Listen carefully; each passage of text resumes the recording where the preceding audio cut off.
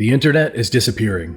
25% of all web pages that existed between 2013 and 2023 are no longer accessible. You simply can't reach them anymore. This trend is even more pronounced for older content. 38% of web pages that existed in 2013 are now unavailable, compared to only 8% of pages from 2023, showing us that the longer something has been online, the higher chance it has of disappearing. It turns out that these issues of disappearance are widespread across the internet. Broken website links are another major issue. News websites frequently suffer from dead links.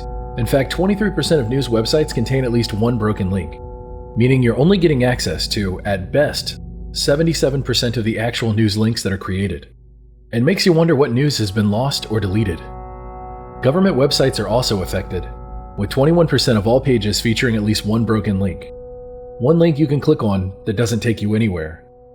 City government pages have the highest rates of broken links, and at least 14% of pages across every level of government contain broken links. All that to say, a lot of information has disappeared from the internet. This digital decay underscores the importance of addressing link rot, which I discussed in detail in my video The Dead Internet Theory 2, link in the description. The bigger and scarier issue is link rot. Link rot is the phenomenon of hyperlinks over time ceasing to point to their original target, due to that resource becoming permanently unavailable, meaning the information or the results that you wanted simply aren't there anymore. The scale and issue of dead links, digital decay, and link rot is expansive and doesn't seem to be slowing down in the slightest. In fact, it's getting worse. Wikipedia, one of the most comprehensive sources of information on the internet, is also affected by these issues. A striking 54% of English Wikipedia pages have at least one dead link in their references section, rendering the cited sources essentially non-existent.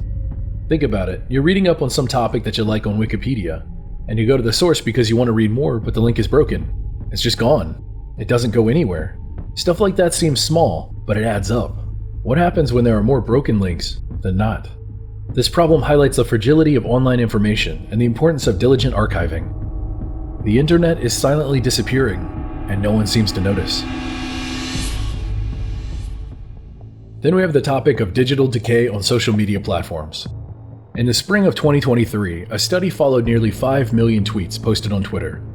I know Elon changed it to X, but I'm not going to call it X. What do you call tweets? Like X's? Oh, I just re-X'd you. I'm not doing that. It's Twitter and it's tweets. But this study followed nearly 5 million tweets posted on Twitter, and they were monitored for 3 months, and by the end of the study, 1/5 of all those tweets were gone. The rapid disappearance of tweets was further analyzed through a survival analysis, which revealed that 1% of tweets are removed within 1 hour of posting, 3% within a day, 10% within a week, and 15% within a month. And this entire study, this was done over 3 months. So imagine how much data and information disappears every year, every decade.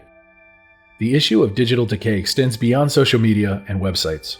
A study in 2013 found that 49% of links in US Supreme Court opinions were dead, mainly because of link rot, meaning nearly half of all Supreme Court cases in the United States, the same cases that define what we can and can't do in this country, don't even have their sources anymore.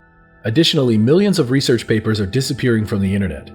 A study of over 7 million digital publications found that more than 25% of scholarly articles are not being properly archived and preserved, indicating that the preservation of research papers is falling behind the rate of publication. All that to say, a ton of articles are simply being left behind. This incredible loss of digital information not only hampers access to knowledge, but also poses significant challenges for future research and historical documentation. It's our history and collective knowledge. But the issues, they don't stop there.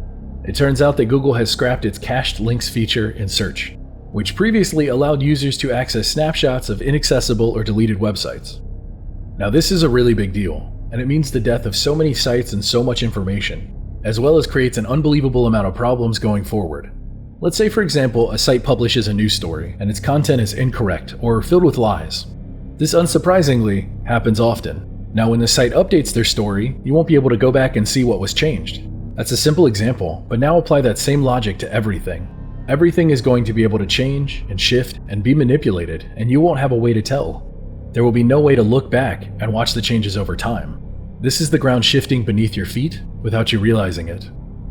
This removal, which has been going on since December, has been poorly communicated, with only one random tweet offering an explanation. meaning people are obviously not happy with this decision. Look at these reactions as I continue. With Google stepping back, the burden of archiving and tracking web changes now falls more heavily on the Internet Archive, which is a fantastic resource, but struggles enough as it is. Stuff like this raises big questions around Google's self-proclaimed commitment to preserving web history. Another major issue making the internet disappear is thin content. Thin content are website pages that offer visitors little to no added value. In other words, they don't answer the search intent or help users complete a task. They solely exist to get clicks and to make advertising money. Thin content pages often have low word counts, again because it doesn't matter what they say in it as long as you click it. These pages are solely made to rank higher on SEO rankings, meaning they will be displayed higher up on the search results compared to other sites. The higher on the SEO rankings, the more views and clicks you get, the more advertising money you make. So this goal of getting as much money as possible has resulted in so many thin content pages. The best stuff on the internet is drowned out and disappears while the garbage floats to the top. Think about those big news and review websites that used to post actual content. Reviews, previews, opinions, news articles, predictions, most of these sites over the last 15 years have shifted away from that kind of content towards affiliate link pushing drivel. So what does that mean? It means for every real article out there, here are 10 pages pushing affiliate links to get you to buy something so they can get their cut. For example, look at IGN.com. This gaming website is the #1 most visited gaming website today. But if you look at their offerings, you'll see a very different world than the one that they originally used to get so big. Look at all these affiliate links. The world of real content is dying off, and the world of thin content is exploding. These massive sites all fixate on the sheer output of content rather than quality, which means that the good stuff is disappearing and the bad stuff is exploding. Something else that sickens me is that these massive thin content sites absorb other sites to increase their reach. They know that this is a very limited space, only so many people can succeed, so what they do is they purchase everyone else. For example, just the other day, IGN Entertainment purchased Eurogamer, Games Industry, VG247, Rock Paper Shotgun, Dicebreaker, Outside Xbox, Digital Foundry, Nintendo Life, Push Square, Pure Xbox, and Time Extension. All of those now are owned by IGN.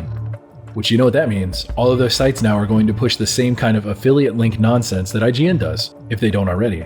By doing this, it kills off competitors and solidifies IGN's top position. This massive purchase will inevitably lead to a lot of these sites shutting down forever, and all of the stuff on them disappearing forever from the internet. All of that so we can be forced to see more affiliate links to buy stuff. Here's another example. CNET. What was once a major tech review and news outlet has also turned into yet another thin content churning generator, flooding the internet with garbage while real content is deleted and delisted on the back end.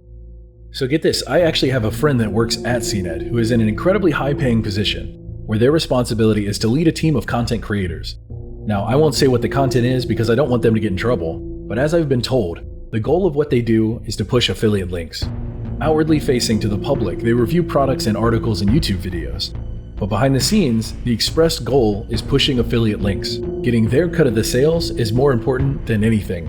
And here's some more insider baseball. They purchased their YouTube channels from pre-existing creators who were willing to sell and who had a big enough subscriber number. Think 50,000 to 100,000, and then turned it into their affiliate churn. Imagine this. One day you're subscribed to a creator that you like, and the next day, it's a totally different channel pushing affiliate tech links to make a buck off of you. It's just so deceptive and gross. Here's the thing. Channels with sub counts and view counts at that level, there's no way CNET is making enough money from those channels to pay for 15 people to create content for them, let alone all the higher job positions above them making insanely high money. It's a complete sham, and over the next few years you're going to see a lot of these places either consolidate by buying smaller brands, like IGN is doing, to stay afloat, and then eventually they're going to sink themselves. Google now says that they're fighting back against thin content abuse, and while that's a good thing, it's a problem that they themselves created.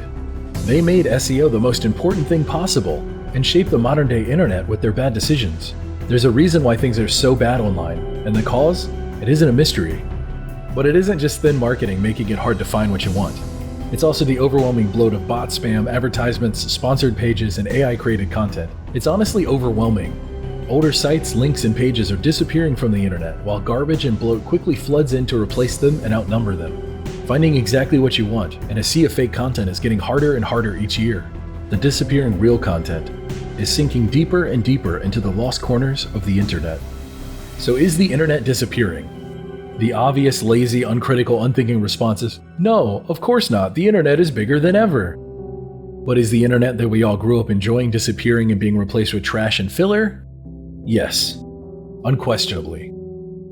I saw a comment online recently where someone called the old internet sort of like a farmer's market, and that has really stuck with me. It was a collection of a bunch of different people all cohabitating together. I don't know, that's just a really beautiful thought. Until next time, never stop searching.